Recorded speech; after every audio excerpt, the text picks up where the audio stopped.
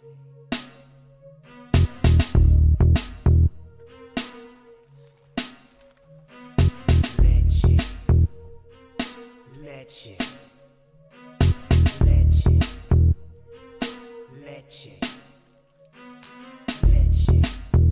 'em, Jimmy, where Loshak at? The bottle's getting nippy up the crack and we stacking chips. All of it's what I want, plus money winners, that's what I'm on. You can say I'm gone, I prefer elevated pub sports radio. Time to get educated, get produced, leave the juice, letting loose with so much abuse that the bookies wanna call a truce. They getting slaughtered, can't forget Jeff and low baggers in the chat. That's a lethal weapon, 'cause we be pubbing.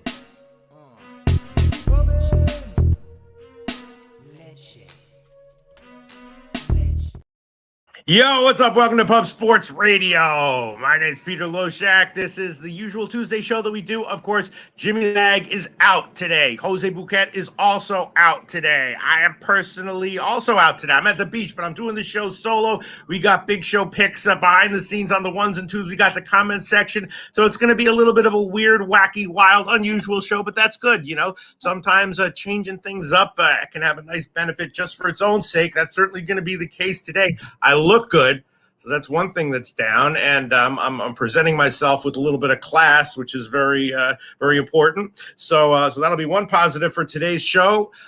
We may or may not have Mike M joining us. We're definitely going to have Tease for WNBA, so that's another positive for today's show. And there you go, comment section. Ron Crawford. I think everything's going to be okay. It's going to be different, but everything's going to be just fine. Shout out to everyone in the comment section. We got MLB. We got friggin' college football coming up. I don't know, man. I'll just shout out some of the picks that I've hit. I talked about Sabalenka in tennis on the quarter at plus 120 yesterday on Mike M's show. College football, I hit the under in Michigan State. I forgot what I got, like 49 or something. And I think that's probably still a decent bet. The Navy-Notre Dame game was very interesting, right? That total bounced back and forth, back and forth, back and forth. Wound up being kind of a coin flip. The under was obviously the right side because with a blowout, it just ran out of time at the end. We might see something say that Michigan State under. I took that one. I took Bowling Green plus 10. That might not have been, or maybe I got a better line. I don't remember. That might have been, I know it's headed down. That might have been a mistake, but I think I like it. Bowling Green, I took that one. I don't even remember. I don't remember what I took. Baseball. In the comment section, though, we're going to go over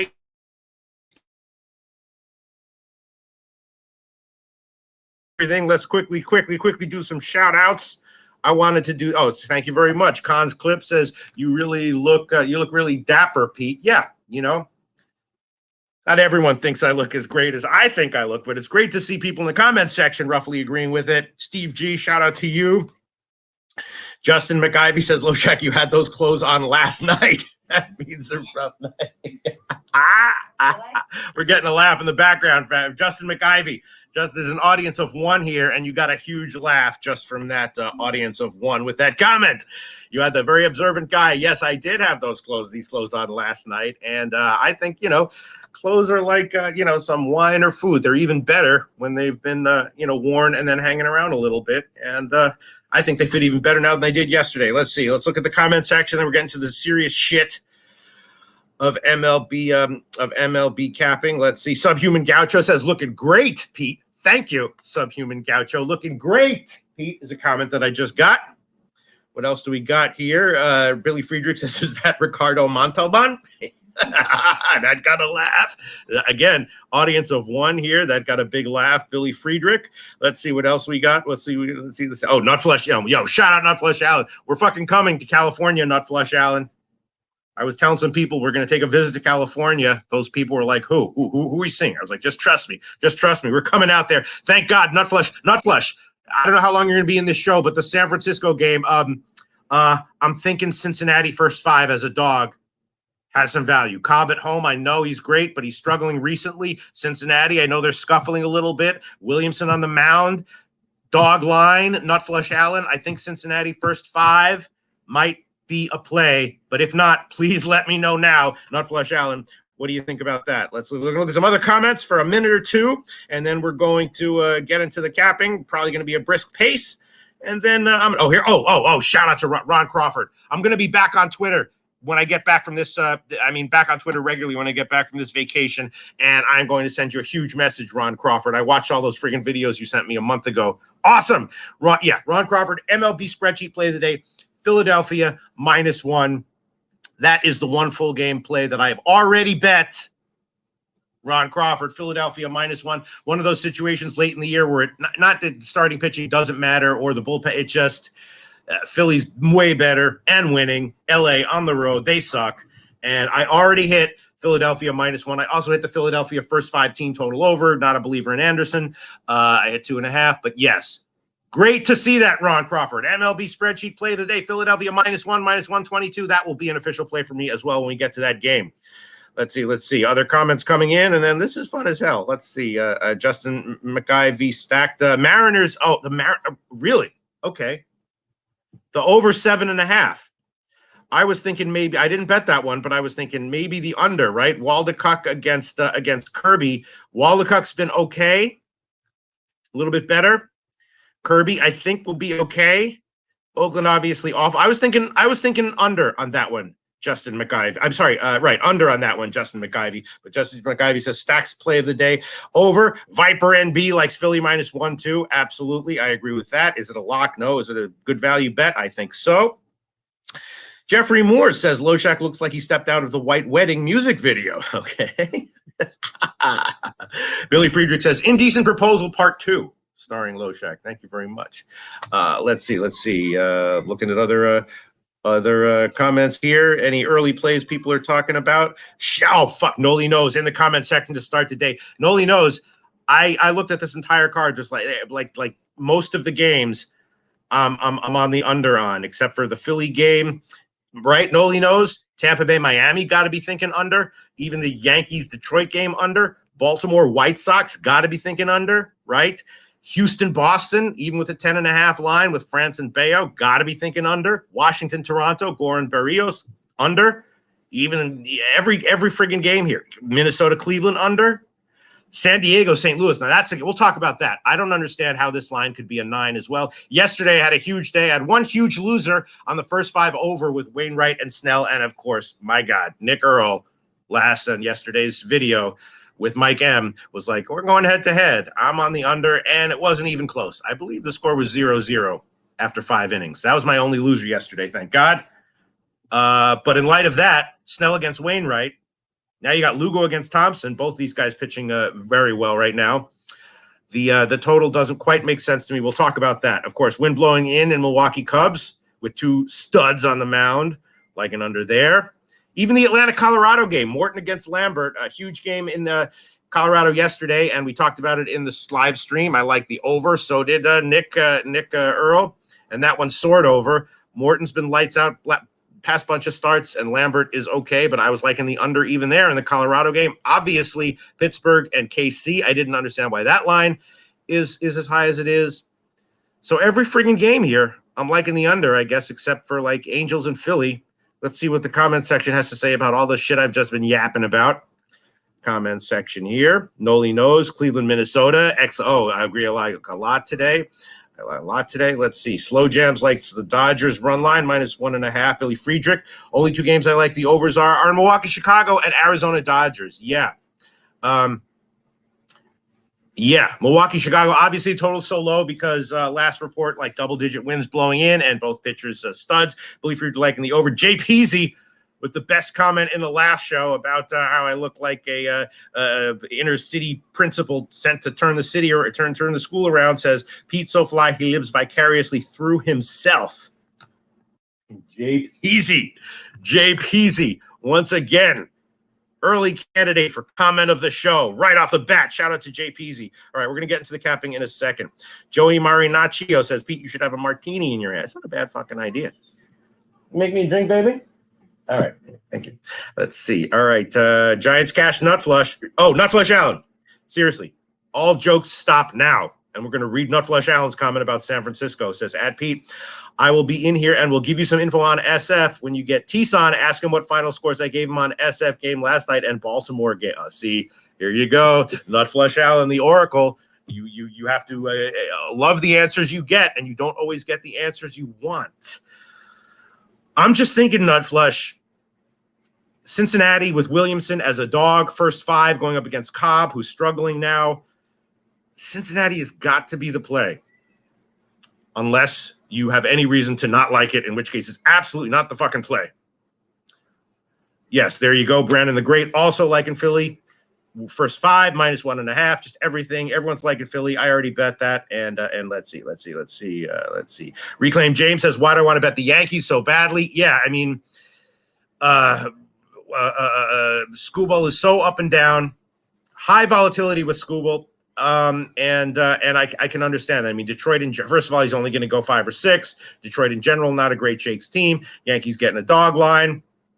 I understand that. I have not bet that, and I probably will hold off on that one. Rodney Barton says, today's my birthday, so I want to trade pick for pick today. I just got the Orioles -1.5 tonight. Yes, I agree with that. I'll be at the game tonight. Boots will be on the ground. Have a winning day. Shout out to you, Rodney Barton. All right, let me just look at a few other comments, and then we'll start going through this game by game, and then we'll get at it. And then we'll bring on Tease, which is going to be fun as hell. Tease, of course, WNBA guru, and also just fun guy to hang out with and talk to. Love his face, love his attitude, make me feel good. Let's see. I'm looking at other comments here. Noli Knights, the Cubs money line. Okay. God damn. Noli knows. Copying all this shit. Noli knows. Noli knows. You know how like people are like you make me want to be a better person. You make me want to be a better capper. Noli knows. And shut the fuck up a little bit and stop yapping and making jokes and like figure some shit out and help myself and help some other people out. All right, let's see. Yeah, Kong's Clips likes the Cubs Brewers first 3 under. It seems like the unders are just either no-brainery or traps in that game. I think they might be no-brainery. We'll see. All right, let's see. Just looking for some comments, and then we will start it all up. Okay. Again, I'm going solo here, so I'm going to have to take probably a few seconds here and there to pull up a screen or two or a sheet or two. Morgan Spooner says totals look weird today, like that first 5 over 4 between Heaney and Quintana in the Mets-Rangers game. Yeah, Morgan Spooner, I was looking at the game today. First of all, liking unders in almost every game, and also just some totals, particularly the KC game and the St. Louis game, that have me scratching my head a little bit. I would have expected them to be 8.5, maybe 8, and 9 doesn't make that. Oh, Mike M, there you go. Thank God, Mike M. Oh, my God, not Flush Allen. Estrada gave a team speech on Sunday. They came out, win, and Kyle Harrison gives them a huge pump in the arm, and the vibe is running good in San Francisco. San Francisco may have 2 bats added to lineup this afternoon. Okay. Longtime viewers of my shows know that team speeches, players only shit, all that shit means a hell of a lot to me. I'm sure Nutflush Allen agrees wholeheartedly. And if that's what's going on with San Francisco right now, maybe it's a little bit you don't want to be betting against them. I'm just looking at the situation and the dog line, not full game. I'm thinking first 5 on Cincinnati, but we'll talk about that game when we get to it. All right. Yeah, people talking about Kyle Harrison. All right. Okay, so let's get into shit. First game that I'm seeing on the card, LA and Philly. We've already talked about it. Weirdly, though, it does appear that the market has moved in the Angels' favor for now, which is somewhat surprising, somewhat concerning. Let me hold on one second. Let me get. Oh gosh. All right. Where are we? Hold on one second. Sorry, I need to switch something here. Okay, there we go. Confirm. All right. Yeah. So yeah. Not the strong market move in favor of Philly that you might have thought based on how we've all been, congratulating each other on, agreeing with each other on in the show so far. About a 10-cent move in favor of LA so far since opening, bouncing back and forth.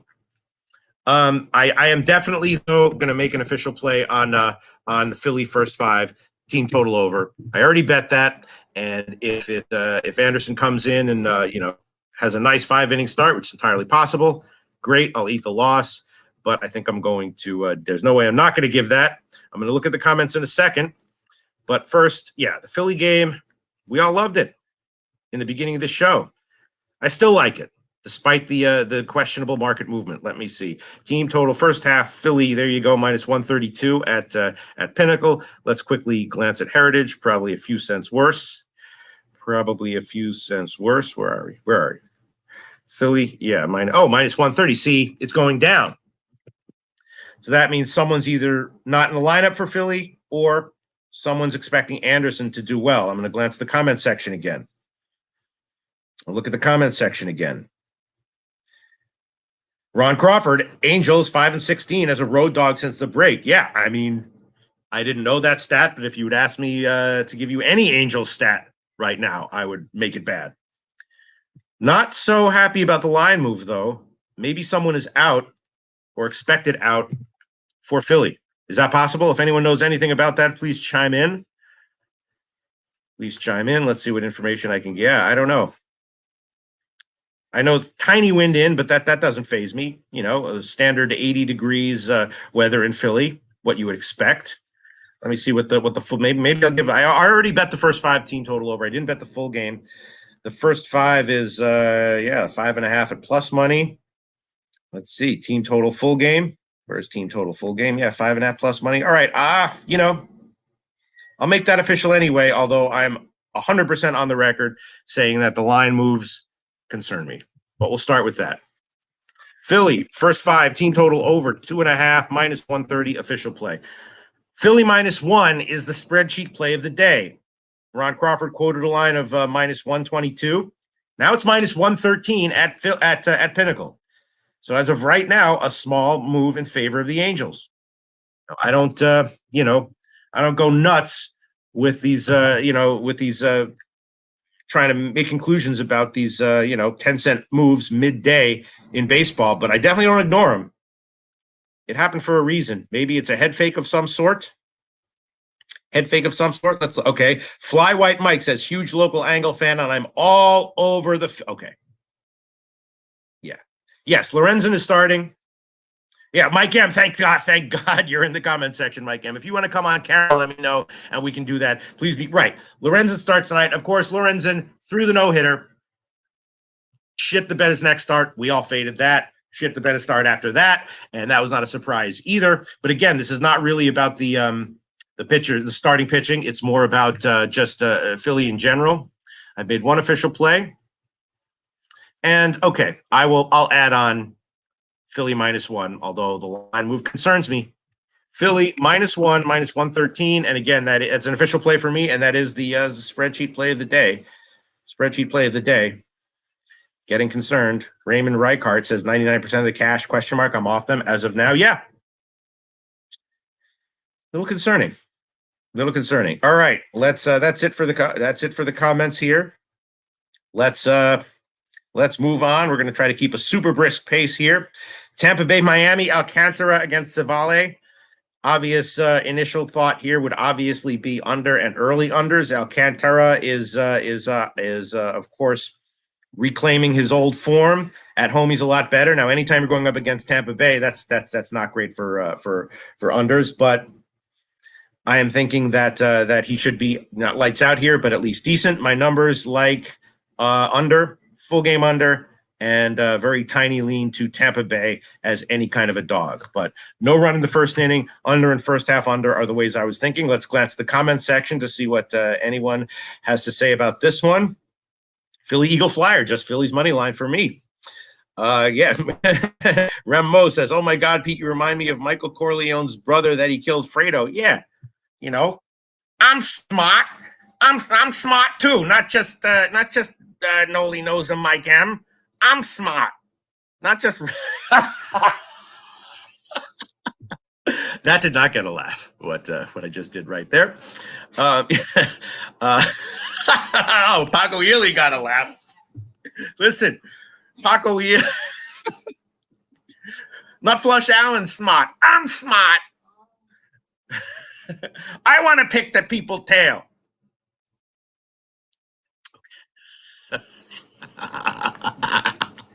All right. Back to the capping. Yeah. Shout out to Paco Healy. Let's hang out again sometime in the next few years at least. Let's force it. Let's make it happen. Subhuman Gaucho says, Pete, can you do the whole show in that voice, please? Sure. Hey, baby, do you mind if I... All right. Some objections from the audience here. Only one person in the audience, but he's a big timer. Nasty Nate. I'm smart. I'll give each official pick in that voice. How about that? We'll do that. I'm not going to annoy the crap out of, the views. Oh my God. They just went, 4 views down. All right. All right, seriously, folks. Alcantara and Savale. The the first 5 under is a no-brainer kind of initial thought. Is there any reason not to like that? Is it a trap? 4 is minus 117 at Pinnacle. Feels like it should be a little lower. On the other hand, maybe it's okay. First 5 under. Why would we not like that? Any reason to not like that? Anyone? That's the comments section. Every time I put my line in the water, here we go. Yeah, Johnny K likes Marlins. Ron Crawford, thank you for being in the show, Ron. Thank you for being in the show, Ron. I want to come see you rock out in person live someday, one of these years. Marlins spot on the spreadsheet, 6-2. Yeah. No comment. Oh, Noli knows, just went full game under. Okay, right. Yes, God, thank you. Wow. Thank you so much. Noli knows, Ron Crawford, Nutflush Allen, Mike M, Morgan Spooner, everyone in here for Nasty Nate, everyone in here for giving their comments. This is so vitally important. Okay, I'm not going to sit here and and waste a lot of time for nothing. I will make official, and I'll bet it after the show. First 5 under, 4 minus 117. Feels like it should be a little lower.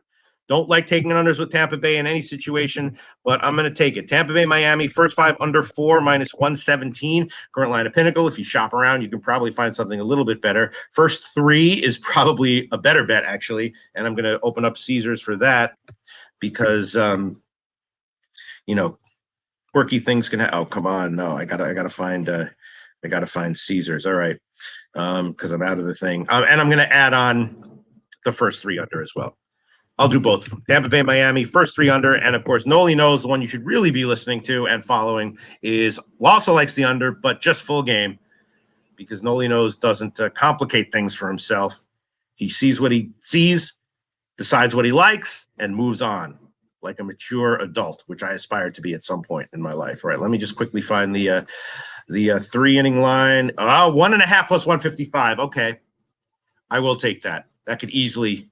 155. All right, I'll take that. First 3 under, 1.5 plus 155. Current line at Caesars. I'm doing both. Ron Crawford likes Miami, which makes a lot of sense to me. But we'll move on. Quickly glance the comments and let's see. Yeah, Razor Sharp Picks. Shout Razor Sharp Picks leaning Marlins. Shout out to Deacon Mike. Pete dressed like he's going to an audition for Goodfellas too. You got a guest back there. Oh yeah, who's back there? You got Pimp Slap Play of the Day. Mike M. Oh, hell yeah. Mike M. Come on on here. Come on in there, baby. There we go. Mike L. Looking good. See, you have a natural. See, I need to dress well to look good. You just look happy. It's just your face. Your fucking face, man. We had a long night last night. It was a lot of fun, and I know you made it out there and showed up. I really appreciate that. And here you are. I figured, you know what? I'll jump on here and join you. Let's cap this card, man. Yeah. It really is an unbelievable group because last night most of the picks that I told you I was on wound up cashing. The one where I went up against Nick Earl, wow, was he right? Holy shit! Wow, was he right? I think Nick had a really good show. Everybody was really firing bullets, man. It was crazy. It was like we cashed a spot on I think every single game yesterday. It was a lot of fun. You were live betting and it was another successful show. Oh yeah, it was a lot of fun. Yeah, there was a lot of good spots. Okay. You guys took the Dodgers live and everything else too. But hey, man, we're here. Let's go. I know you got things to do. Let's get this card. Well, I like to sit and stew and regret the past. So that's what I'm going to do right now for a few seconds. Damn, I wish I'd been. No, but next week I'm gonna seriously fucking join your fucking live shows and tail all you guys on the live bets. Yeah, because live betting is where it's at. As far as still obvious, no-brainer, low-hanging fruitish line value. All right, Mike M, you ready? Let's go. There he is. Oh wait, first, just a quick question. You have anything on the Alcantara game on the Miami Tampa Bay? Yeah, I went with the under in that game. So the first 5 under specifically at 4.5 was a little juicy, but I did take the 4. I had a big trend here on Sandy in this under spot, so I took that first 5 specifically. Full game kind of concerns me a little bit, but I might circle back to that as well. But the first 5 under 4 for me. Isn't it Oh, so great to have you on here, Mike M. All right. Oh, Ron Crawford, Minnesota spreadsheet. Oh, yes, yesterday, Ron Crawford, Minnesota spreadsheet play of the day. I had just first five. Yeah. That was at first. I was like, man, do I really want to pull the trigger on a minus 170 line? Looked into it more, and I was like, yes. And then I was like, I should have pulled the trigger much bigger than I did. All right. Yeah, Justin McIvy says if you like Mariners under 7.5, you're going to love it. It's now 8. Yeah, something weird about that game, Justin McIvy. I didn't bet it. That was my thought, and we will. Oh, Billy Friedrich with DWCS bets. All right, let's let's move on. Next game, Mike M. Here we go. The Yankees Detroit game. I think I'm just going to stay off this one because, as a dog, no question, my numbers like the Yankees. Mad respect to Schoolball. My numbers like Yankees and under. The Yankees is a dog and under at 8.5, but low confidence, high volatility, and I don't like betting games where my numbers have low confidence and high volatility, which is what you have here. Any bet that anyone made on this game would be justifiable to me. You have anything on this one, Mike? I was looking at the numbers and I see 60% bets, 81% cash on the Detroit Tigers, minus 135 opener down to minus 115. And, as much as I want to get it on the Tigers, I'm not a big Yankees guy. I just think it is a Yankee spot here. And the numbers kind of dictate that. Low number for a publicly backed team just seems like it's the right spot. I wouldn't lay minus 120 on the New York Yankees, but I don't have anything just yet. Yeah. I do like that under look too. I think the under is a good spot. Yeah. And, that might be the play, but nothing as of yet. Numbers I ran indicated small value on the Yanks as a dog and the under, but again, low confidence, high volatility, and so I'm just going to pass on this one for now. Although if I work, all right, pass on this one for now. Next game, Mike M. Here we go. White Sox, Baltimore. Yesterday, I admitted it on the live stream. I said that I threw Baltimore first 5 at minus 250 into parlays, which was true. I didn't admit that I also just bet it straight, but thank God I did because it won. Baltimore is just a way better team right now. And in this spot, Kramer against Schultens again. My numbers indicate under actually at 9, and value with Baltimore as well. But liking the under, let's look at the overall general line movement, which is just kind of bouncing around vaguely from the Pinnacle opener. 20-cent move, 15-cent move in favor of Baltimore, which is not a huge surprise, but nothing huge right now as far as a clear market move in this one. I would be surprised if it got any higher, just because at a certain point the sharps will just throw in on a massive dog like this. The total though has gotten initially got bet up, which I didn't understand, and now it's gotten bet down. Total movement I didn't understand. I'm liking the under. You have anything here? I think I agree with you there on that under. I think it's a spot where are we going to see any White Sox offense or production at all? I don't know. Baltimore obviously whacked them real good with the stick last night. And, as much as they might be angry and upset about that, I don't know that Schultens is the guy to try to get it done here at 1-6 with the 4.15 ERA. But I just have a tough time with this number with Baltimore. I feel like the bubble's got to burst at some point. That team's been overachieving all season long. Is Kramer the guy that's going to have the bubble burst? I don't know, but I don't really have a good feeling other than I would look to that under in that game. I don't know that we see much White Sox bets. Yeah, running the numbers, it actually is said like the under and the White Sox team total under more than a play on Baltimore. Really liking the under, and here I have my question here. Why? I mean, I know why the total's so high because Schultens can get hit, Baltimore can hit anyone. Kramer could be solid for 5 or 6 innings, and then the relievers come in and give up a few as well. I mean, if Baltimore's up 6-zip, 7-zip, easily Baltimore could bring in some gas can, and the White Sox pick up a couple that way. I guess I'm gonna pass. I guess I want to pull the trigger again on, fate of the White Sox in some way, but I guess I'm going to pass. Let's quickly glance one more time in the comment section. And Billy Friedrich says another good parlay piece. Ron Crawford says pass. Yes, but he does say spreadsheet Baltimore money line. Wait, I'm not sure what he means when he says spreadsheet. He's saying that it's a 46-19 spot, but then he says pass. So I think that Ron Crawford's saying he's going to pass on this one. Mally Mal says Orioles run line free money. Yeah, I mean that run line for the Orioles at minus 108 seems like the right number there for laying odds and juice, but it's not quite I don't like to get up to those minus 140s or minus 150s at a minus 1.5 like we see with a team like Seattle, but that just might be the number. I mean, Baltimore is just one of those teams that's firing right now, and you certainly don't want to get in the way of it. So White Sox are not that team. All right. So once again, leaning under and the White Sox team total under. For now, I'll pass. Let's move on. Nice brisk pace here. Washington and Toronto. I didn't put that. That was just a small, modest-sized bet on Washington as a massive dog yesterday. It lost. And once again, my numbers indicate a value on Washington, although less so. That last night, once again, Washington, a massive underdog, and Gore against Barrios. Now, of course, Toronto has those guys out of the lineup, but the guys who are replacing them are pretty impressive. Numbers indicate small value with Washington and the under, but low confidence on both of them. And so I think I'm going to pass again.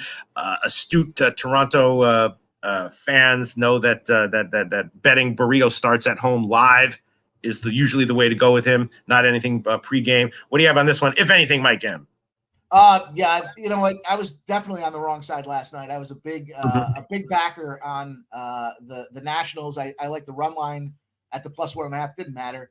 But I'm going to go to the Blue Jays today. I think it's a Blue Jays spot. Okay. There's a system I've been tracking. It's AL teams versus NL teams. And when the AL team is home, 583, 336 and 61% win percentage. Nice positive ROI behind it. And as much as I hate that to lay a run here, I'm going to go with the Toronto -1 spot.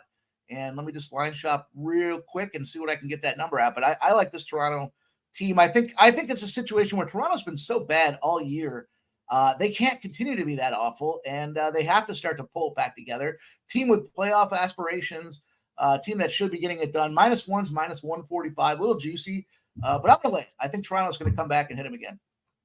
Equinemius was a great comment on the Cubs game. We're going to copy and paste that. Yeah, and Mike M, my volatility numbers for Gore are through the roof. So definitely, when Gore starts, there can be no value. There can be a negative EV money line, but a positive EV run line when you factor in the volatility that Gore has. So that is how I'm thinking about this as well. Let's say Jay's final take. Shout out to you, Jay's final take. I might, yeah, Ricky Bobby likes Blue Jays team total over. Jay's final take saying looking like Colonel Sanders today. I'll take that as a compliment, Jay's final take. I think I guessed which way you meant it, how you meant it. I'm going to take it as a compliment. Shout out to you, Jay's final take. I think I might do this actually. Yeah, because I don't like my numbers indicate value on, but then, wow, a pretty significant market move in favor of Washington. Did you catch that? I did, and I just think that's a situation where everyone's kind of playing the past, and right. The fact that they lost yesterday as a hot team, there's probably that factor that they're thinking they're not going to lose 2 in a row. But these things are streaky, and this is that time of year where it's not a situation where I want to try to go back and run after a team that just took it in the chin. And Toronto's bats are heating up. They've got the lineup back where they want it. And Vladdy is starting to be productive again. That's where they kind of fell down, was no Vladdy, generating offense. And the rest of the boys are all following suit. So I think it's a good Toronto spot. All right. I might add on some plays at the end of the show, but for right now, pass. Pass on this one. Pass on this one. I think there's other spots we're going to like a little bit more. All right. Let's let's move on. Right, here we go. This is Houston and Toronto, France and Bayo. Obviously, in general, overall, France and Bayo are very impressive starters. They both faced the Houston and Boston teams in their last start. France, of course, got absolutely shellacked. Bayo had a great start. And this is another one. I don't quite understand why this total is so high and headed higher. The weather in Boston is kind of normal. There's no wind out. It's not super hot. It's sort of a normal average day in Boston. I know that Houston has a monster lineup, and Boston has a bunch of lefties, and they crushed France's last time out. My numbers, though, indicate a little bit of value on the under. My numbers are often a bit wrong and sometimes way wrong. What do you think? Why is this total so high? Should maybe the under be worth a look? Or a think? I think the conditions favor the offense here, and we saw yesterday that it was an offensively driven game. Of course, we've got guys that are just knocking the ball out of the yard, and that's exactly. It's not even singles and doubles; it's home runs that are kind of what we're seeing out there. So For me with this game, I had a Brian Bellows spot. Although he's just kind of, getting the form and it's a small sample size, his margin of victory is 5.4 runs, and it's one of the highest that I've seen. So I'm going to go back to this. I had Houston first 5 full game, and I had Alvarez for the RBI yesterday. What I am going to do, though, is I am going to jump back in here. I'm going to take Boston again in the first 5 after yesterday's win at -125. That margin of victory, I'd be comfortable laying the line. I'd be comfortable laying the -0.5. It makes it even money at +104 as a spot that's out there on FanDuel right now. And I wouldn't be mad at anybody for that. But at -125, I want the push to be back in play just in case. And then I think it's a live betting spot. But I'm also going to look to some opportunities with the offense. And I'm going to knock down an RBI spot here as well. The RBI that I was looking at in this game is Casas there. I'm not sure how to say his last name there. I think it's Casas. Casas, right? This guy's been productive like no other. And there's a +185 that's out there right now. So it's an RBI spot for a guy that's been productive. I think these RBIs running streaks, and this Casas guy at +185 is a guy that I want a little bit of share of on my card tonight. So I'm going to take Boston the first 5, and I'm going to take that Casas at +185. Interesting comments here. Jeffrey Moore says Astros game under 10.5, but Mal likes the over. Rocco Rogers books overreacting to him getting crushed. I feel, I know how I think about this, Mike. And when I see someone like France get absolutely shellacked, and he's like, above average pitcher by any, I don't think anyone would disagree with that. Even though he's going into Fenway and facing a lineup that was legitimately expected to give him problems, I think he'll have a significantly better start here. No? I do. Mike, and I think the books, am I frozen? Oh, no. Yeah. No. I was just going to say, I think that the books are kind of showing no regard for where the numbers are. I feel like they're comfortable with the numbers as well. We open at -120. We're sitting at -120, 55% of the bet, 68% of the cash on the Red Sox. Right. They haven't really moved it. And I think JP can come back and get it done. But I'm a Bello fan in the spot here. Again, that first 5 for me is the play. Yeah. Okay. You know what I'm going to do? And let's see. So some other Rocco Rogers liking France over 17.5 outs, gets his revenge here. Books overreacting to him getting crushed. Again, Mal likes the over. Wait. Let me see. And where there was another comment that I think it was Ron Crawford. Yeah. Houston 7-1 road dog since the break. All right. I'm going to do something a little bit might make people think, okay, go for it if you want. I'm going to take the first 5 under here. And if it loses, that's okay. If it wins, people will be like, oh, maybe he is smart. Let's see. Total first half. Yeah, 5.5 -104 at Pinnacle. I think I'm gonna pull the trigger on that. Houston, Boston, first 5 under 5.5 -104. I know it's offensive weather. Noli knows likes the over. Would you caution me off that? What would Nick Earl comment if he were here? Jeez, I don't know about Nick Earl. He would probably be on the opposite side of me, so he'd probably be. Yeah, he probably would, and he would probably be right. but I feel like it's Noli's talking about it being an over. That takes me that's a little reason for concern because Noli is the under king here, and he makes unders great again every day. But 10.5's a big number. I think you could climb underneath this thing here with a total that's sitting at 5.5 right now. Is that the number you're looking at? -110? Yeah. Wait, Noli knows chimed in on the total on this one? Oh, I thought I heard you say he was on the over. Maybe I. Oh no, Mal. I'm sorry. Okay. There's a lot of people who have 2 names and they put an LY on the first name in this business. Pete. Mal. Yeah. I can see that. I can see you getting under that thing on that first 5 under. 5.5 is a big number out there as well. When's the offense going to come through and get it done? But again, that Bellow spot with 5.4 runs kind of suggests to me that Houston maybe doesn't produce early, and they come back here when the bullpens come out and they start smacking it around. So I couldn't talk you off it. Can't talk you off and under. Danny Lopez says Pete looks like Mario from the 90s Super Mario live action film. Again, I'm going to take that as a compliment as well. Let's see. What else do we have here? Okay, I'm gonna make that official. I probably should take the first 3, but I'll take the first 5 under 5.5 -104. Current line of Pinnacle. Let me just quickly glance at what the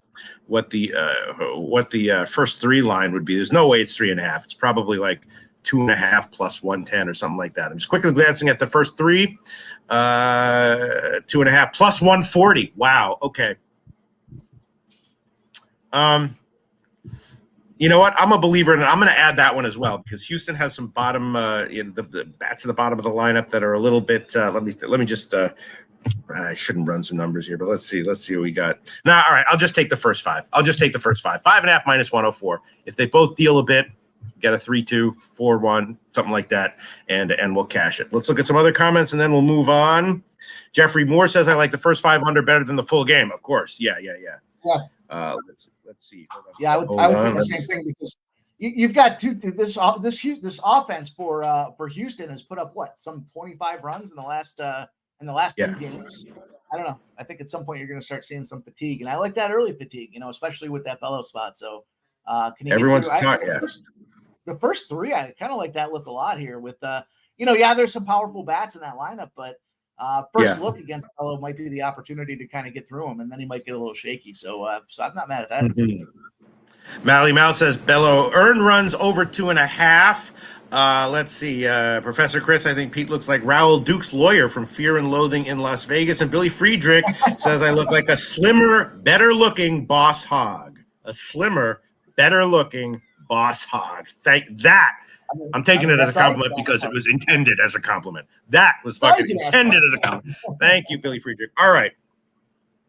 Okay, let's. So I did take the first 5 under 5.5. Let's move on. Let's move on. Next game that we're going to discuss here will be Texas and the Mets. Now, the Mets are just pretty much, unless you have a real reason not to like an under at home, the Mets are always a good play on the under. Quintana, of course, got hit hard in his last appearance, but before that was very solid, giving you 6 innings and 2 or 3 runs, solid. And Heaney kind of the same way. So my numbers on the overnight lines indicated small value with the under at 8.5 and small value on the Mets, but that was when they were like plus 110 or so. Plus 113. And that line looks like it is the value has. Oh, wow. Look at that. Wow. A huge move in favor of the Rangers. I'm sorry. It was in the opposite direction. Now, why would that be, Mike M? Not that you have. I'm just passing the buck to you because I have no clue why that would be. Bring it up. I'll jump in there and throw some I prefer you to look stupid on camera than me. Yeah. We'll do it together. Heaney and Quintana here. It's I don't know. I don't know. I if anything, I would lean to the Mets side, and I can't get there. So what I do like though is I do like the full game under. I had the first 5 under yesterday. We see 8.5 as the number right now, and I think it kind of thinks that it suggests that that the books are a little bit concerned that these guys are going to shove today. So at that 8.5 number, I like it. I'm not a Quintana fan. He shouldn't be in the Major League Baseball anymore. But he is holding down a 3.73 ERA. Wait, Quintana? Quintana? Yeah. Why? He had one bad start. What's your deal with him? I don't know. I just think he's kind of, the offense doesn't show up when he's out there on the bump, and that's where I think the challenge is. Now, the starting record, you could argue doesn't make a difference for the pitcher because they can't bat as well, or they can bat, but they're only one bat. So.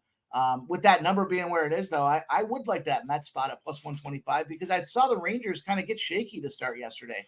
The only thing I have here is a little, it's not a prophecy type statement here, but look, teams lose 9 or 10 games in a row. That's a heck of a streak to do. And once you get to that double digit spot, you flip it back. But a team like Texas, I feel like they can go back on that streak and start catching it the other side now. They could pick up 4 or 5 wins in a row, and they kind of got this lull in the schedule with the Mets. So. I'm not trying to get on both sides of this game, but I do like the under. Right. I am going to go and lock down that under. I like that 8.5 full game under for me. I think it's just a spot where it was a tight game yesterday, and I think we're going to continue to see that where things are a little stiff, a little tight, and I wouldn't be mad at anybody that wanted to try to put Nathaniel Lowe in play either. Yeah, a lot of people making Frank Lopez comments. You expect me to believe that under 8.5 is a good bet because Noli No says so? Yeah, I guess that is the consensus now of what I look like. Let's see. Not Flush Allen says working on Texas team total over. Wow. Wow. And Nutflush Allen says Texas game smells like an over. And I don't understand the big line move in favor of Texas. My initial numbers said that the Mets should be closer to even money. Yeah, believe it, I never trust anything. All right, let's see. I'm gonna pass. But the line move is very telling, and there's probably some betting value to be had one way or another. But let's move on. We're on vacation. We're having a good time here. Here we go. Cleveland, Minnesota. Yesterday, Minnesota was a big winner for me. It was also the Ron Crawford spreadsheet play of the day. Minnesota, of course, productive game in and game out. Now we got Lopez against Gavin Williams. Lopez lights out for a bunch of starts in a row, coming off of a speed bump. Was that a speed bump, or was that an indication that his run of eliteness is maybe not something we should expect to continue going forward? And then Gavin Williams, the youngster, who's a little bit inconsistent, but showing a lot of flashes of excellence. And this one, I was thinking about the under as well, and also the first 5 under. Kind of obvious, liking it a lot less so than some of the other so-called obvious unders like the Alcantara game, but still leaning early unders. What about this? Yeah, so I can't be mad at that either. We caught that Nerfy yesterday. It was a low score start to 0-0 first inning. Obviously, it was great, but then they exploded on offense. And the number that I'm looking at here is Minnesota -1. Cleveland, as a dog, after 15 or more runs were scored the previous game, are 0-10. Doesn't happen that often, but I'm just going to go back to it. I think now the tape's out on Gavin Williams. A lot of youngsters have those early starts. They come out there and they fire the ball around. They knock everybody out. They strike them and punch them out like crazy. But then the tape gets out and the guys can study their tendencies. And, you also have some of that fatigue that comes in. They're not used to playing as frequently as they do in the majors at this point. Gavin Williams has been achieving at a pretty productive rate. But in this case, I think Lopez has got the talent. I think he's the guy to get it done. I'm going to lock in Minnesota, and I've got the -1. I'll line shop it right now so I can lock in an official number. But I think Minnesota's going to come back and win this game again. Yeah, I mean, you do see this, and Nutflesh Allen has talked about this before. At this time of year, a team that's like rolling and has something to play for can be bet game in and game out, even as a significant favorite against teams, especially when they're at home, teams that they outclass like Cleveland. I think that's a good bet. Yeah, the -1's -125. That's a fair number on a -1. So I like that number a lot. I'm gonna lock that thing in. But I'm seeing -110 at Pinnacle, which is good, but also you're wondering, is that maybe indicative? Go ahead. I like that even better. I get kind of jank me on it. So I like it. I can't be mad. I like that play a lot. I think it's going to be a Minnesota spot here. And, I think Cleveland's going to just kind of roll over in this game as well. I think it's going to be an offensive situation. We're going to see Kepler get some runs. I think we're going to see the bats continue to stay hot for Minnesota. I can't be upset about that under, though. I think that's 7.5 are numbers I try to stay away from, so that's not the play for me. But I wouldn't be upset if anybody wanted to try to pop that in there too.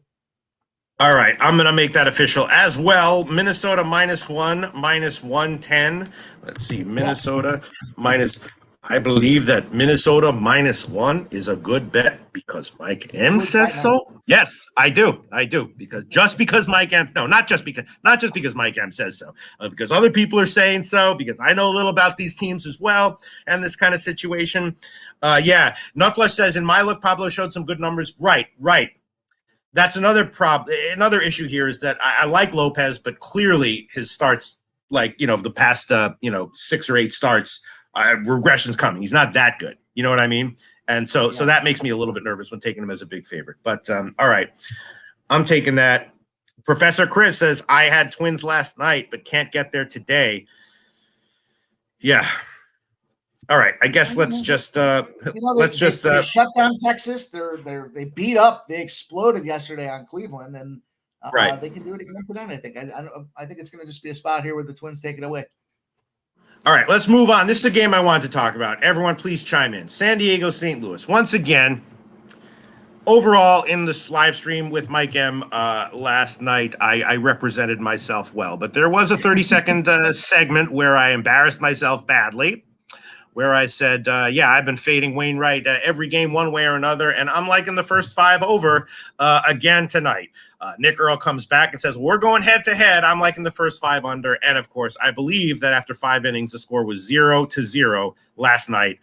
Me looking extreme. Yeah. Yes, it was a 0-0 game. In other words, I could not have been more wrong, and he could not have been more right in our head-to-head in San Diego, St. Louis. So now we have another game, same 2 teams, with 2 pitchers who are clearly, 5-inning pitchers, but according to my numbers, above average right now, weighted for recent performance. I maybe weighted a little bit more strongly than other power rankings do. But Lugo, not elite, but above average. Thompson, not elite, but above average. Why is this total as high as it is? And why would we not, once again, think about at least early unders, if not a full game under?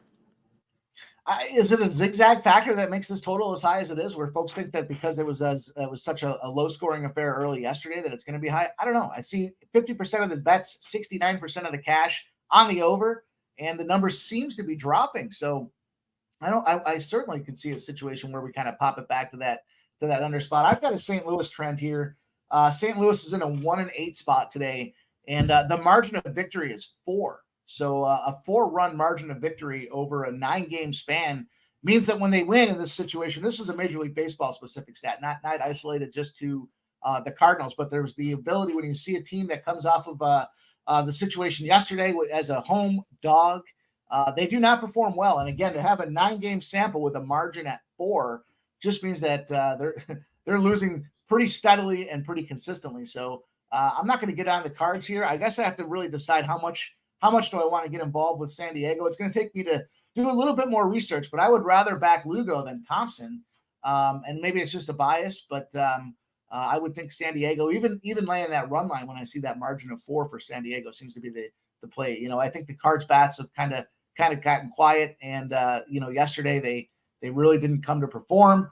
The Padres offense should be productive. They've got a ton of talent. If you look at it on paper, up and down the lineup, they just don't perform either. And I know I talked to our guy Sharpie a couple weeks back about it. Right. And I said, what are you finding here? And he said they've got multiple hitting coaches now. So they've got different voices chiming in at different times to try to add some confusion around what's going on behind those bats. So, that under could be a really sharp play.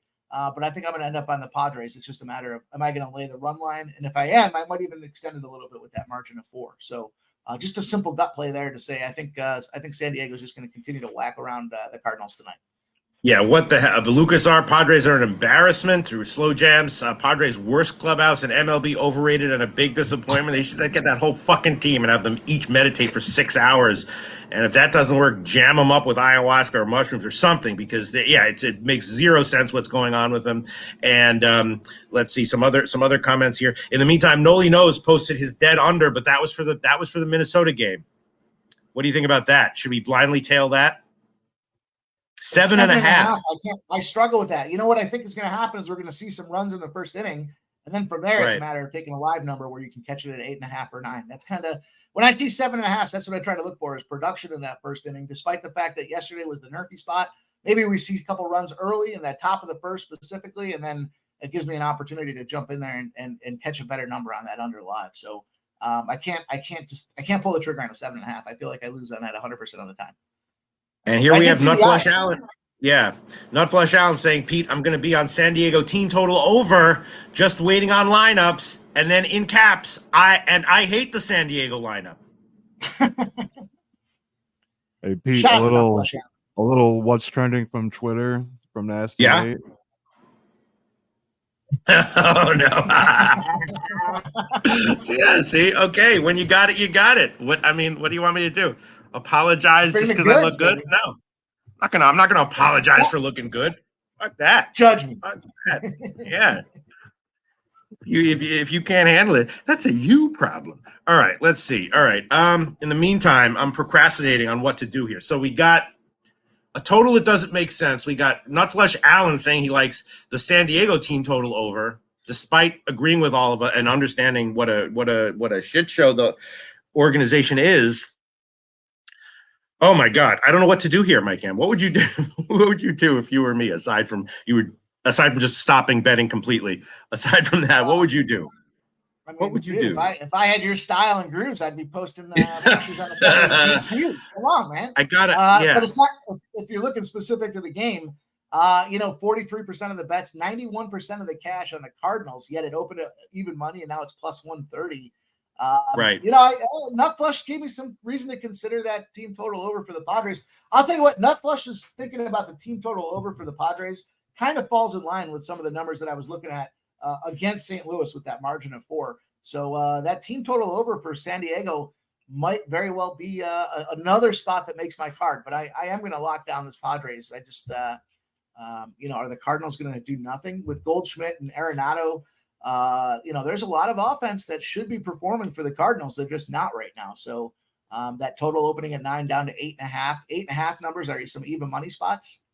I could certainly endorse that. I just get concerned that when the bats do open up for San Diego, we see that they pour out there, and they should. They've got tons of talent in that lineup. But I guess I'm talking on both sides.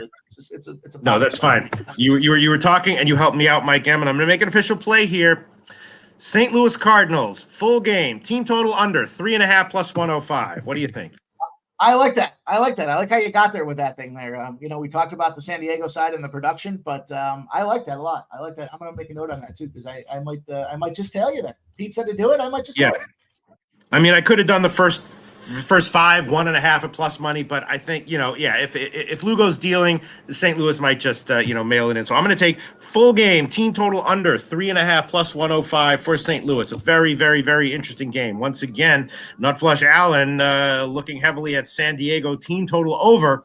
So, and Mike, as Mike M talked about, some interesting and weird line moves as of right now on this game. And last night was weird as well. You know what I mean? Yeah. Wainwright coming in and dealing like that. That was unexpected for me. All right, let's look at some other comments, and then we will move on. Lucas R says perfect baseball weather-wise here in St. Louis. And let me see other comments. Let me just scan. Sorry. Okay.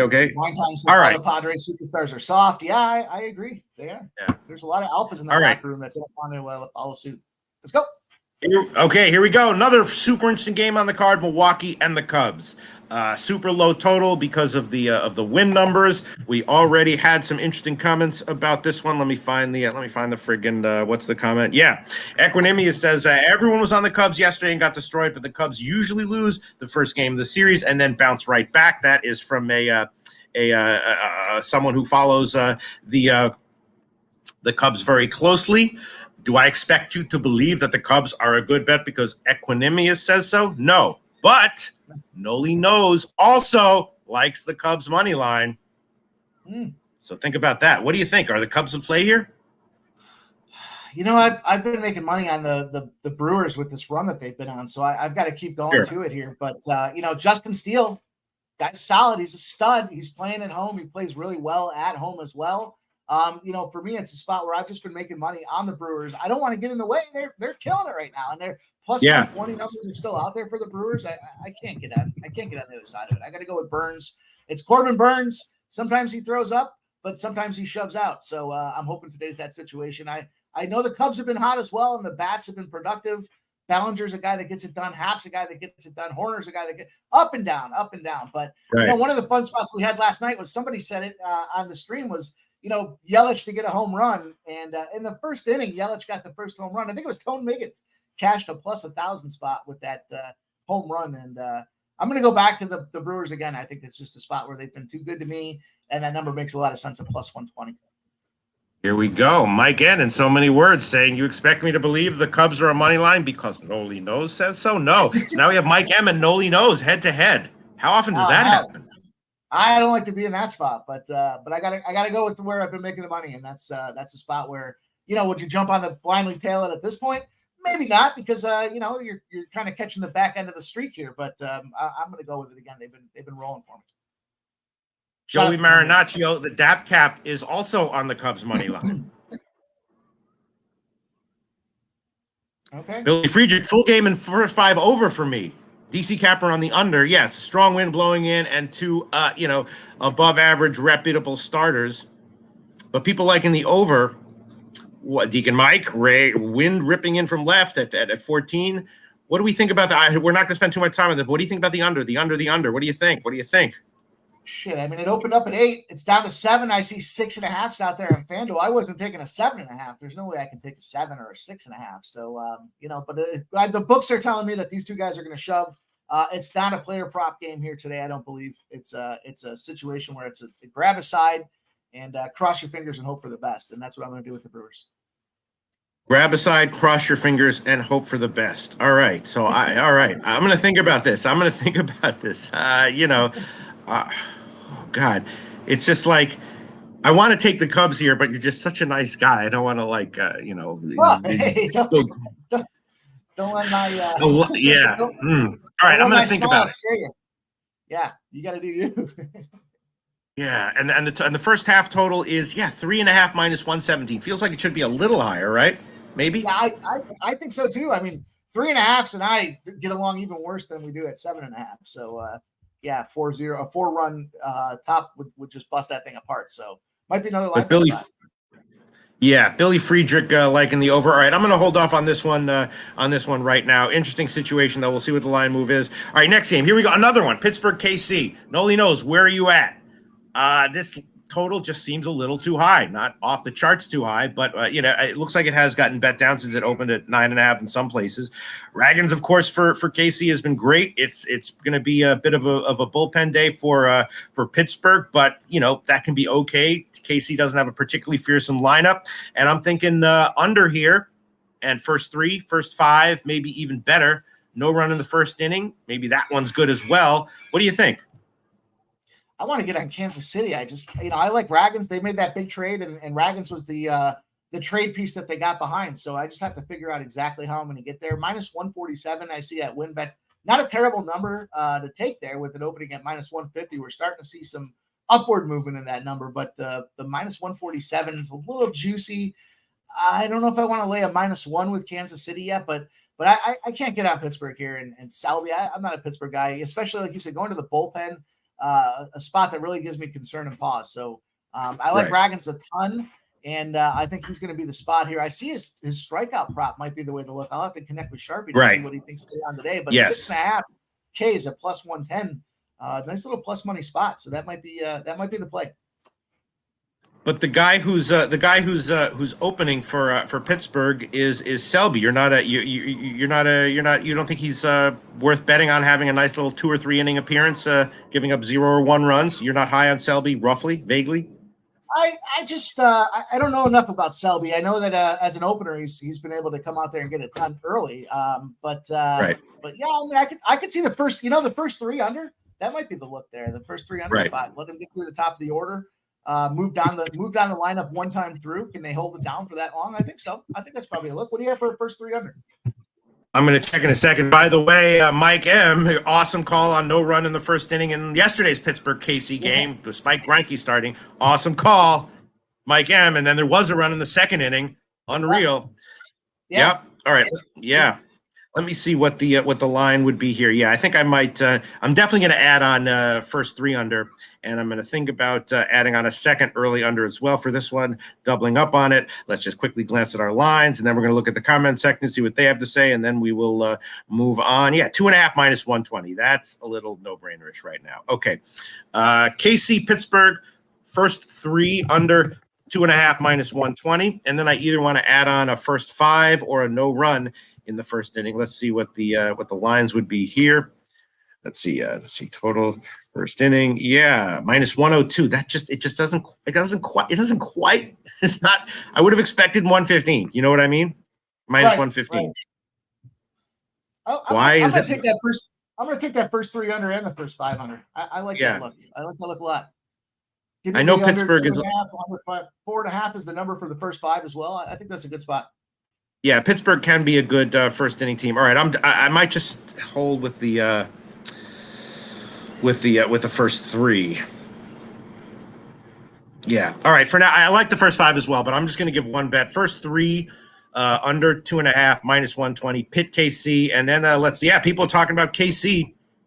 Let's see comments here. And Noli knows. God, thank God. Noli knows is in the comments section here. Noli, let's hang out sometime. He says, I hear you, Pete, neither team hitting and with Ragans, but couldn't get there. So Noli knows posted the skull for the Minnesota game. Couldn't get there with the Pittsburgh KC game. Very, very interesting. Morgan Spooner, say it ain't so parlay of the day. Texas -1 and the Cubs money line. Mike M, I like to cap the cappers, and I'm capping the cappers right now. I think the Cubs might be the play. Yeah, I'm gonna have to give some second look at this Brewer spot here. But again, it's for me, it's a spot. You win on a team 10 out of 12 times or something like that. I can afford to take one on the chin. I love your thoughts there on the fear of giving out a public pick, and I forgot. Not only did I coin the name of that syndrome, I also give counseling for it. And for you, of course, no charge, Mike M. AIPP counseling and therapy for you, no charge. Although 2-hour minimum, maximum for a first session. Joey Marinaccio, the DAP cap, says this game, talking about the Cubs game, this game decides the division. If the Cubs lose, it's over. That's a guy who follows the Cubs closely, along with Equanimous, who follows the Cubs closely, along with Noli Knows, who just is good at everything, or most things capping related, all liking the Cubs here. All right, so getting back to the KC game, DC Capper play of the day, Seattle -1.5. Let me see. And other comments. I did see our guy BJ. BJ makes large bets, and he's out there with his best bet being the Kansas Royals City money line. I mean, that's extremely defensible. The question is -149. I agree with you that, like, if you want to take the Royals money line -150, that means Raggins is going to deal. That means probably the strikeout prop is an even better play. That's how it feels. You know what I mean? To catch that +110 on 6.5. And we're talking about this under. That means that there's going to be obviously low production in the offense. Now, the totals don't necessarily correlate to the K props, as I know Sharpie says frequently. But I think you can find some ways to get creative and not have to lay that juice with the. I don't want to lay a -150 on a team like Kansas City. That's not a spot. Exactly. Other spots that I would feel more comfortable doing that. If Seattle was a -150, absolutely, I take them right now -150 and not think twice about it. But there you go. An even better comment from Billy Friedrich. Royals can also be a great live bet if they fall behind early. Yeah, if Raggins gives up 2 in the top of the first, whatever, taking KC on a live line at a live dog line. All right. Okay, a lot of great comments here. I have taken the first 3 under, just one play. Raymond Reichard, I see 75% of the public on.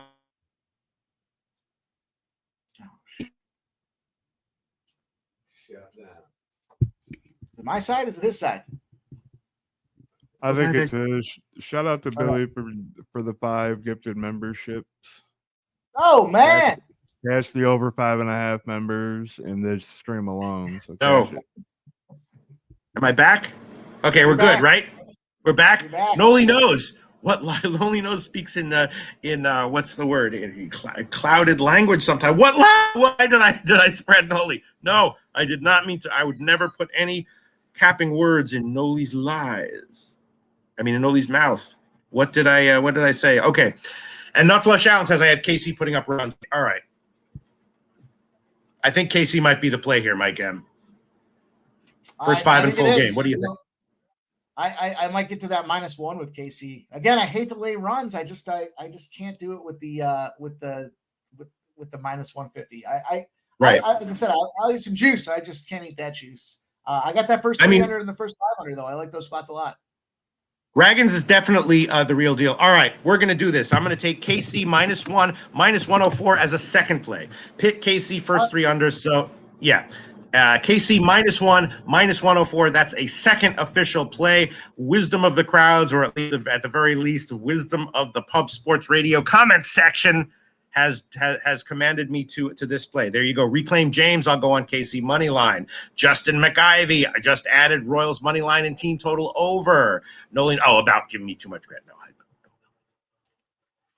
Thank you, Nolan. Let's hang out sometime, Nolan. Just shoot the shit. The shit. All right. Yeah. Let me see. Not Flush Allen. KC putting up runs today. Where is he? The other guy who said, but BJ. Best bet, Royals money line. Okay, I like it. KC -1, -104. I'm on it officially. Let's move on. Okay, here we go. Tough one. Atlanta, Colorado. We talked about this in the live stream yesterday. I like the over. So did Nick Earl. The over versus cash by a mile. We also put a little bit on Colorado money line and Colorado team total over 4.5. Both of those lost. And here we have, I don't know, man, Charlie Morton. All of a sudden, lights out for a bunch of starts in a row. Now he's going into Coors as a -250 favorite, or wherever he is right now. Lambert has been okay.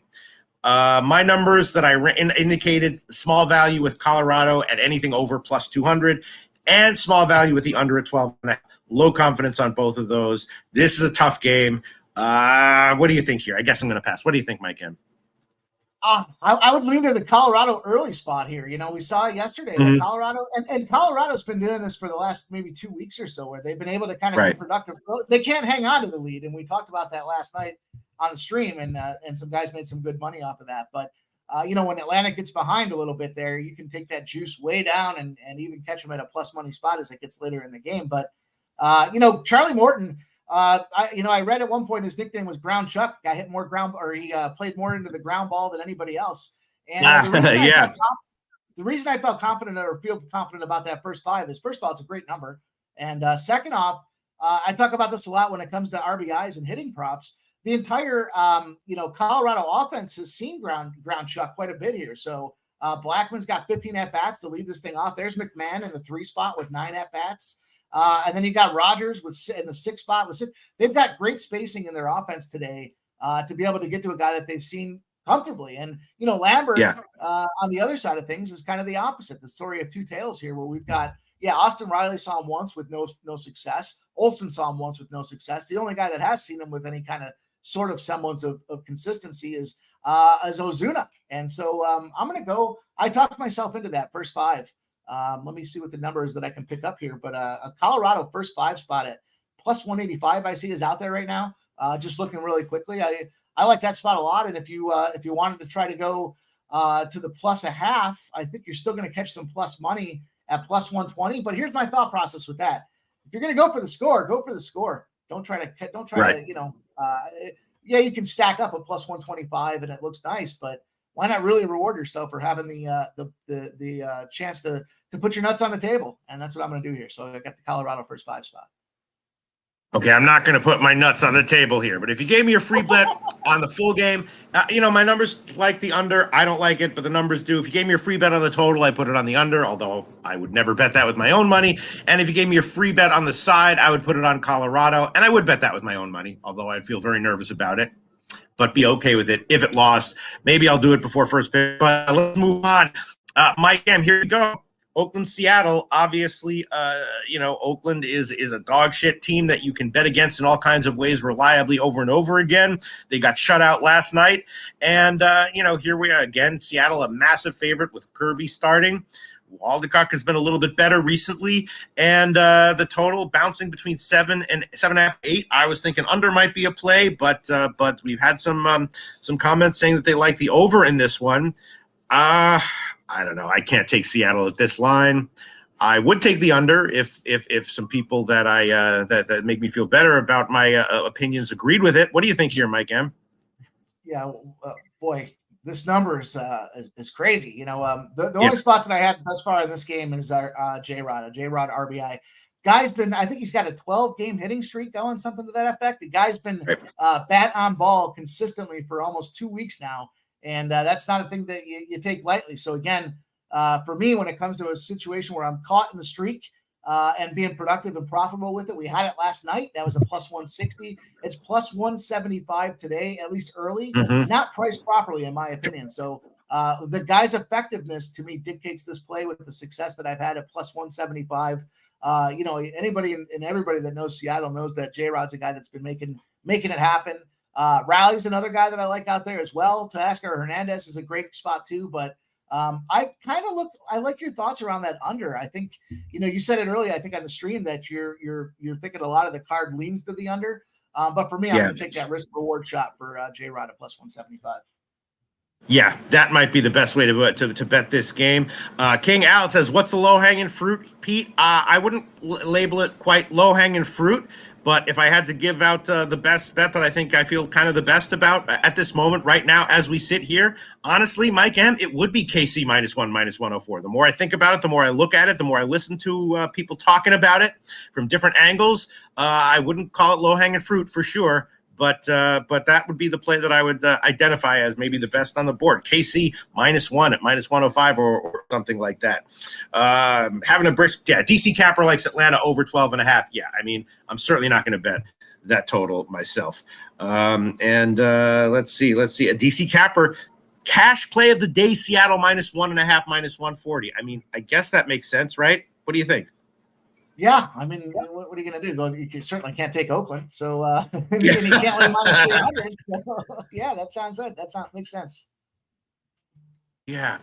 All right, let's move on. We got two more games. Keeping a nice fair space. Here we go. Cincinnati and San Francisco. This is the game that I asked Nutflesh Allen about specifically at the beginning of the show, thinking that Cincinnati first five only as a dog here might have some value. Of course, Alex Cobb, a crafty veteran who knows how to pitch at his home park in San Francisco, but he's been a little off his game recently. Williamson has some life to him. You're getting Cincinnati at a dog line coming off a loss. And I was thinking that might be worth a play. Nutflesh Allen, if you're still in there and you have anything to say about that, chime in now. And Mike M., what do you think? Yeah, so yesterday I really was concerned when I saw 3 runs in that early in the game there, and I had the first 5 under and the full game under. I was like, oh, shit, I'm in trouble on this one. But we sweat it out. We got there. We comfortably got there, even live bet the under. And I'm going to go back to it. So Alex Cobb in a spot here, a 1-14 under spot with a margin of 2.5 runs. So Alex Cobb specifically as the starter, 1-14 to the under. So he certainly is comfortable and confident to go out there and toss the runs around or toss the ball around rather, but under 4.5, first 5 at minus 120. I like it. And then I'm going to take that full game as well. I've got the 8, and I'm going to grab the 8 early because I start to see some 7.5s out there. Yes. So I want to make sure I capitalize on at least the opportunity for a push with the 8. You're not a little bit concerned about Cobb's? I know most of Cobb's recent struggles have come on the road, but there was a few duds at home as well. As much as I am, the thing that stands out to me is the spot that I talked about yesterday is the number of games with multiple hits in a game. You know, the Reds and the Giants. I didn't look at the total final last night, but the Reds and the Giants both have had 4 out of 5 game spots where they've had 8 hits or less. So they're not getting the offense right now. And we know that there's a lot of young bats there with the Reds. It's a lot of fun to watch. It's exciting and blah, blah, blah. But we're not seeing it. We're not seeing that excitement and that enthusiasm correlate to offensive production. So the Cobb under, trend that I've got coupled with what I'm seeing, the lack of production in the offense on both sides of the bat here gives me the comfort to say that 4.5 and the 8 are spots I like a lot. All right. I'll tell you what I'm going to do, Mike M. Capping the Cappers, listening to you, right? Being Frank Lopez here, being Scarface, listening to what people have to say. First thing I'm going to do, Cincinnati, first 5 innings, plus a half run, minus 108, current line at Pinnacle. Okay? Cincinnati, first 5, plus a half run, minus 108 at Pinnacle. And then, I think I am going to, tail you on some of these unders for first half and or full game. It does not seem a little suspicious that this total would be, the first half total would be 4.5 minus 120. Yeah, I think it reflects on what we've seen out of Cobb as of late. I think the Reds can get to him. I think the Reds have more of an opportunity for a win than they do the San Francisco side. So I like that. I like that first 5 look that you're talking about there with Cincinnati as well. I'd rather have Williamson, coming off probably his best start in his last game of his young career. I think that's a good spot here for a guy that feels pretty good. Will the offense be generated around him? I'm certainly hopeful that it's not. And again, just the numbers that I've had, the opportunities, the trends that I've been following show me that these unders are the spots that I want to be involved with. But I like that Cincy look. I might get in there as the night progresses and triple dip this thing. I hate to triple dip a spot and then take it all. Yeah, no, I hear you. But I like it, and I think Cobb's ground ball rate's been kind of fluttering. The numbers do indicate that Cobb is due to get hit here. So I think that Cincy spot looks good, but again, I haven't gotten there just yet. Okay, I'm just looking around and thinking and looking around. I think I might add on. I think I'm gonna add on. Hold on one second. I'm gonna add on one other thing. Just hold on one second. Okay, there you go. All right, let's do it. I'm gonna add on San Francisco full game team total under 4.5 minus 130. San Francisco full game. I like the way you hear me ramble on, and then you come up with something that I didn't even talked about and looked at it, but you're like putting 2 and 2 together. You're connecting the dots. Yes. I'm going to make a note of that too. I think I like that look a lot. I'm doing three-dimensional handicap. I'm three-dimensional market analysis here. San Francisco team total under full game, not first five, full game under 4.5 minus 130. We'll see how this goes. Let's see. Nate Dogg says, "Have a blessed day, fam." You too, Nate Dogg 420. And yeah, DC Capper pass, Markel pass. All right, and let's move on. Last game on the card before we get to WNBA with Tease. Big Show picks. Is Tease aware that are we having him on? I sent him a 5 minutes out. He hasn't popped back yet. Okay. So we might have to skip that segment. He's like not used to like a real brisk pace, vow being adhered to. All right, so we got Arizona and the Dodgers. Kelly against Clayton Kershaw. I actually didn't look at this game too closely because I'm not going to be able to bet it tonight. So I didn't. I'm not going to be able to bet it here where I am right now. I can bet it online. Pass for me as of right now. You have anything on this one, Mike M? I just didn't look too closely at this game. I tell you what, I felt like yesterday I was just a little too. I had the Arizona first five and the full game, and the fellas on the stream live bet that Dodgers spot. I think one of them got it at plus 200. Was just a great call. You know where I'm going to go is I'm going to go to the first five under 4.5. We got Clayton the Great Kershaw. Right. I know that Sharpies guy. Merrill Kelly out there as well. Both guys are capable of shoving here, and I think that 4.5 at minus 130. Makes sense. The number opened up there. I think it's going to start to come down, and we're going to see a 4 by the time first pitch rolls around. But I like that 4.5. Give me the first five under 4.5. I don't know about the full game. I do think we're going to see the guys get it done. Man, another great call they had. I think everybody on that panel last night was on Mookie Betts to generate offense, and sure he did early and often. So it was a ton of fun here, and I think it's a spot first five under for me, 4.5 with the Dodgers. I'm going to ride it again. Yeah, that makes a lot of sense. And of course, Mike M, it might not be ready yet. You can't rush things before their time, but people are just begging politely for the Pimp Slap play of the day. Is it out yet? Is it ready? Can you hook us up with it, or do we have to wait? If we have to wait, we'll wait. We'll wait. We're gonna have to wait just a little bit, but I think by the time we get through the WNBA, I'll be able to come back and confidently endorse a play for the people. I'm a man of the people, and I'm here with you, Pete. So let's get it done. And once again, you definitely don't have to, accommodate this request. But can you tell us the vague short list of plays that you're considering? Well, you don't have to. Okay. I can tell you the vague short list of plays I'm considering are that Miami first five under. I'm looking at the Minnesota -1 spot. I like that quite a bit, and I'm also considering this Boston first five spot. So there's a couple of plays on the short list, and then I guess the other one I'm looking at is that Kansas City first five under. So I've got to just kind of come back to a finale between those games themselves to give you guys the play that I want to stand on. Hi, I'm with the Port Commission. Yeah! I'm from the Athlete's Foot Foundation. There you go, Mike M. So great to friggin' have you on this show. I just want to say that we're not letting you. You'll stay here to the end with Tease, right? Yeah. Or you got to run. You got to chat. No, okay, so yes.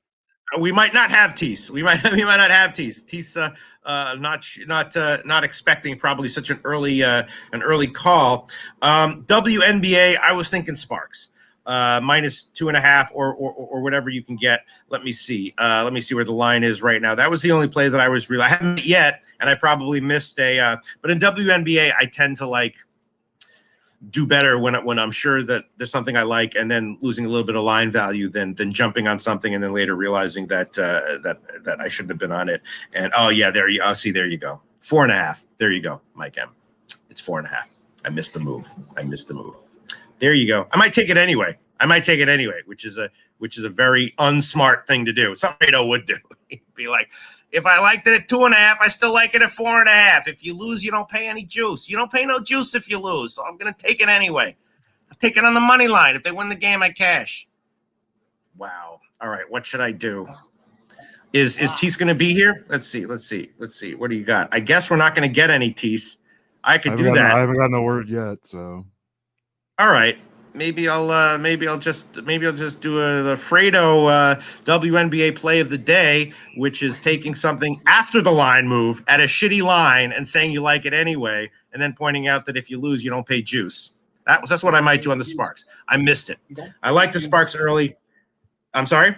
I have a look here. I've got a spot that I like in this WNBA slate tonight. I've been doing fairly decent when it comes to some of the player props. I don't know a ton of these ladies that are out there getting it done, but I do know a few of them, and I know.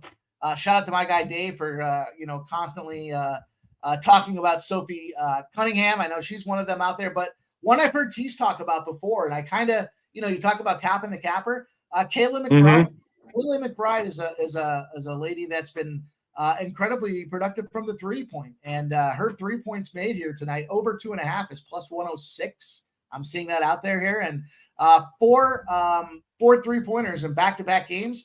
Then they play the New York Liberty, and the New York Liberty are red hot and or white hot, I guess is the case may be, and they cut her down to 1 3-pointer, but she's got offensive production against the Mystics as well, and I want to go to that Kayla McBride over 2.5 3-pointer spot. I think that's a good number. You can catch it at plus money.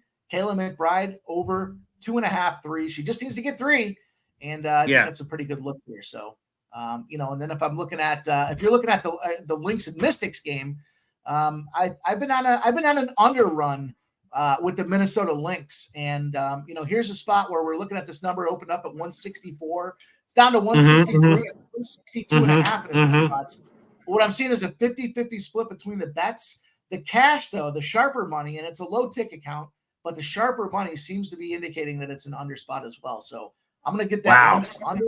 And I'm going to take that McBride over in the 2.5 threes. I'm not a WNBA expert. I don't profess to be at all, but no. I certainly am. A fucking hell of a breakdown there, Mike M. And you know what? I probably am. It's a shitty line. I'll probably split it up. I'll probably take a little on the 4.5 and then a little bit more on the money line. You should not do that.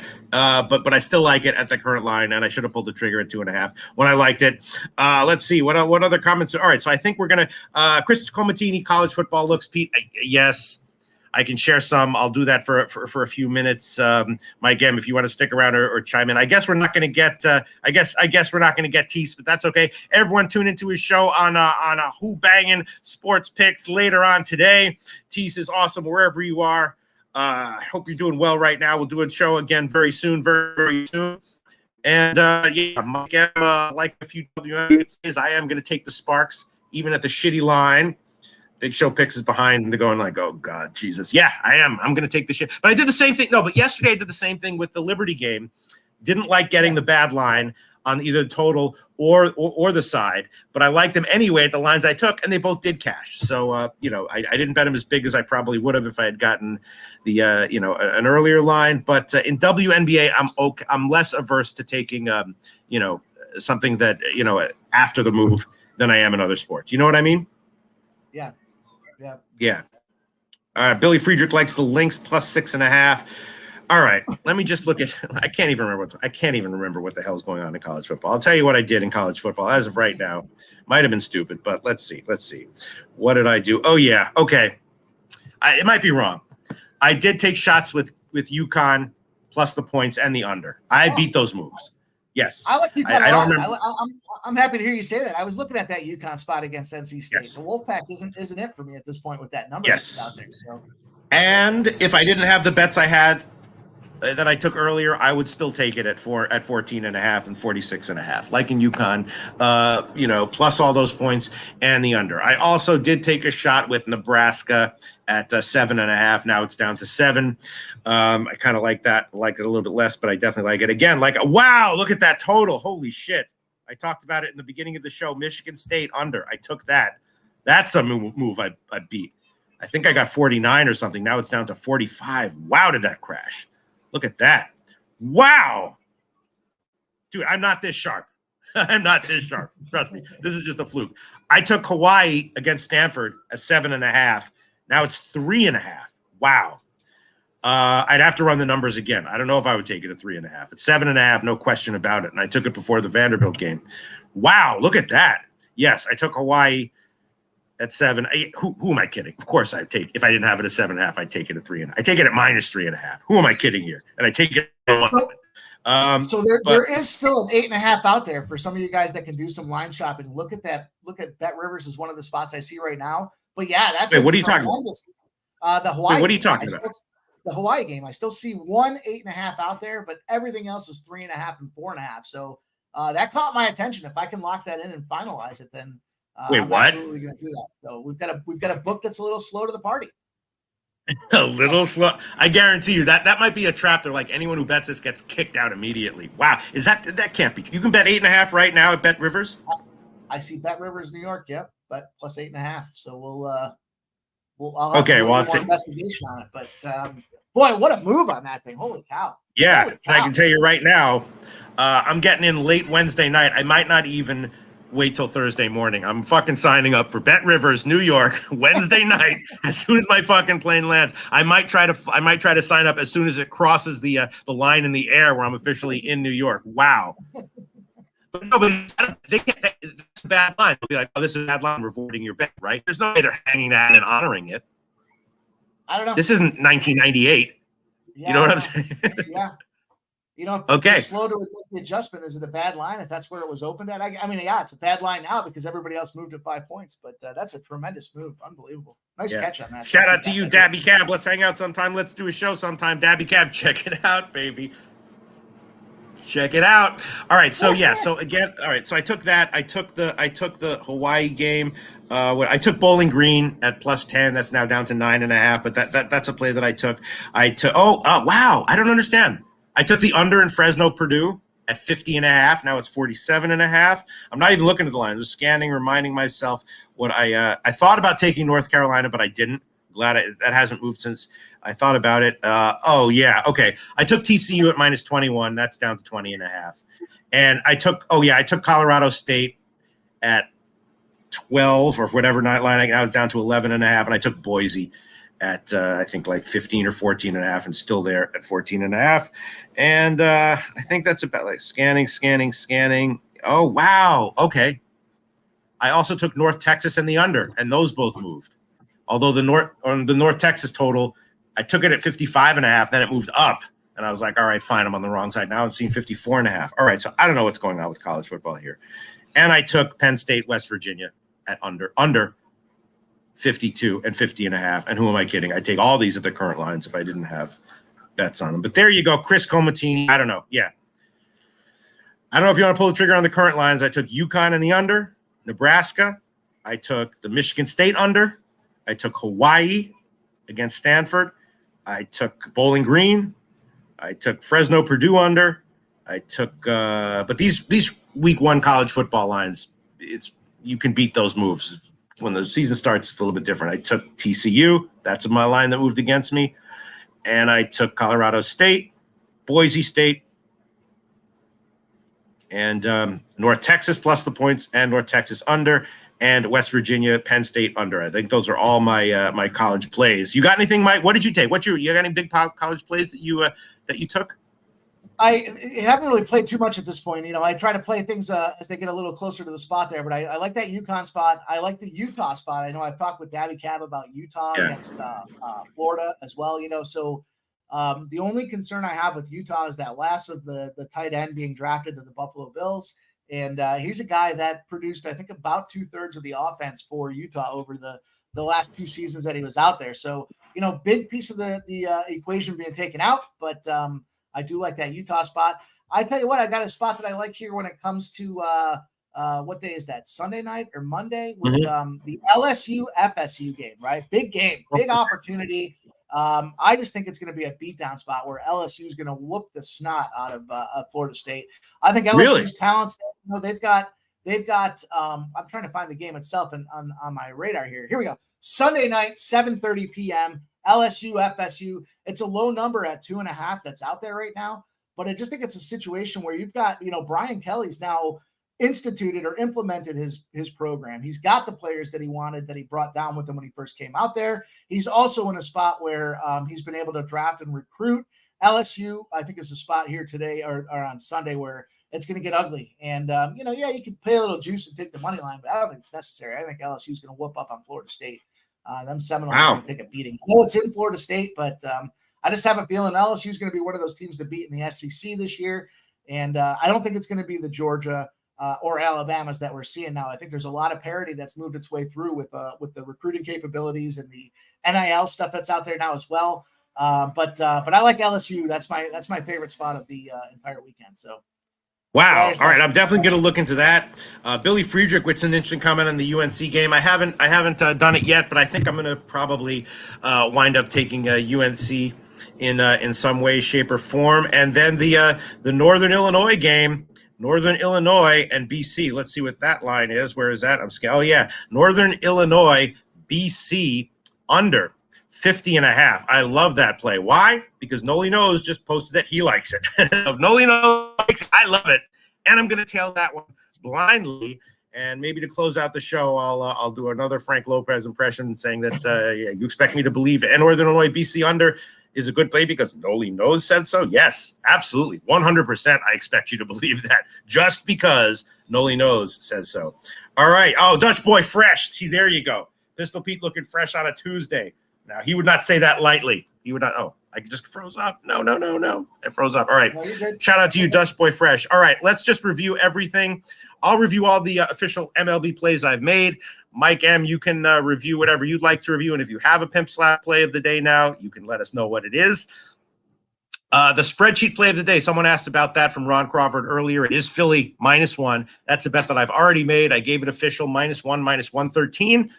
And I also took the Philly first half team total over 2.5, -130. Some weird line movement on that game, so it makes me a little bit nervous. But when Ron Crawford comes in and says it's spreadsheet play of the day, that makes me feel less nervous. So again, I took Philly -1, -113, and the first 5 team total over 2.5, -130.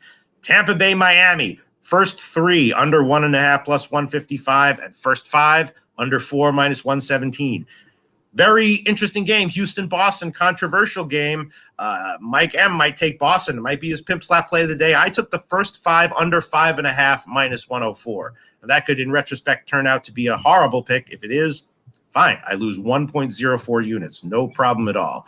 First 5 under 5.5 -104. Minnesota -1, -110. We're taking it. Professor Chris loved Minnesota -1 yesterday. Couldn't get to it today, but we're taking it. Minnesota -1, -110. I'm taking St. Louis team total under 3.5 +105. Pittsburgh, KC, first 3 under 2.5 -120. And KC -1, -104. That might be a sneaky great play, despite how much KC sucks. KC -1, -104. I'm also taking Cincinnati Reds, first 5 +0.5 at -108. And I'm also taking San Francisco Giants, full game team total under 4.5. -130. Those are all my official plays on today's MLB card.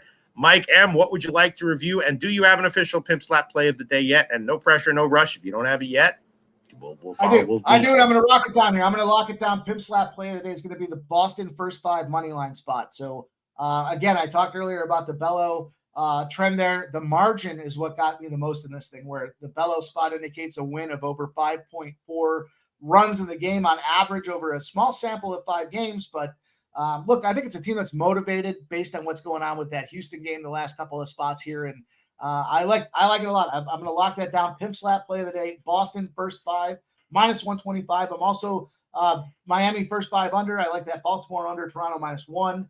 I am a Cassis guy there. Cassis for for Boston Red Sox at +185. The Texas under 8.5, Minnesota -1. I'm with you there. I'm on the opposite side of some guys with that Milwaukee play against the Cubs. Kansas City first 5 under. I like your first 3 under as well. I'm going to go to the Colorado first 5 money line at +185. San Fran first 5 under, full game under. Arizona first 5 under 4.5. And then Caleb McBride over 2.5 threes. And the Lynx under 163 in the WNBA. So there we go.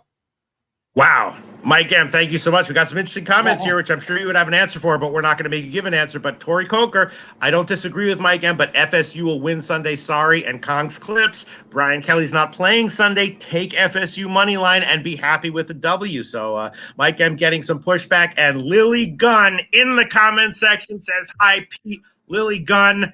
Hell yes. Great to hear from you. I'm going to be visiting Vegas relatively soon. I was in Vegas recently, but it was a Bet Bash. It was all crazy, and I had no time. Mike, yeah, Bet Bash was fun as hell. It was so fun, I didn't even know where to – it was fun as hell. We'll talk about it later at some point, but it was mind-blowing. I was 15 feet away from Billy Walters at one point. Lily, the next time I'm in Vegas, I will let you know, and I'll buy you dinner. We'll hang out. We'll talk. It'll be super, super great. Great to see you in the comments section. And yes, Leonard Porsche, did BJ have a play today? Yes. his big play was KC on the money line, right? Yeah, it's 4-unit play. BJ's 4-unit play was Kansas City money line. So KC on the money lines. Yep, and I tailed that. I'm taking KC -1, -104, and once again, I'm also going to tail Noli Knows on the under in Northern Illinois, BC. Noli Knows also likes the Cubs money line, as do a few other people of note who follow the Cubs closely. Mike M liking Milwaukee, which historically over the past bunch of weeks has been one of the smartest things you could possibly do in sports betting.